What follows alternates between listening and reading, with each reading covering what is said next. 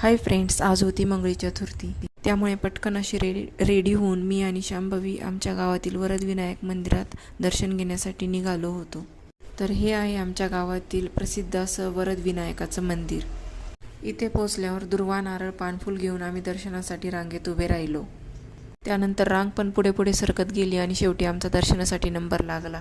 गणपती बाप्पाच्या तेजोमय मूर्तीचे मनोभावे असं दर्शन घेतलं. त्यासोबतच मोदकाचा छान प्रसादही मिळाला. त्यानंतर नंदी आणि महादेवाचं दर्शन करून घेतलं.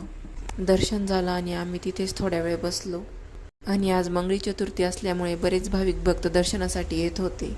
तसेच भाविक भक्तांना केळी वाटपही सुरू होते. येताना खूप गडबडीत आलो होतो, पण इथे बसल्यावर खरंच खूप शांत आणि प्रसन्न वाटत होतं. आणि प्रत्येक अंगारकी चतुर्थीला इथे असा कीर्तन ऐकण्याचाही लाभ मिळतो. पण आम्ही काही थांबलो नाही, कारण राघवला मी घरी सोडून आले होते. तुम्हा सर्वांना आजच्या मंगळी चतुर्थीच्या खूप खूप शुभेच्छा. व्हिडिओ आवडला तर नक्की लाईक करा. पुन्हा भेटू पुढच्या व्हिडिओमध्ये. तोपर्यंत बाय. ओम गम गणपतये नमः. गणपती बाप्पा मोरया. गणपती बाप्पा मोरया.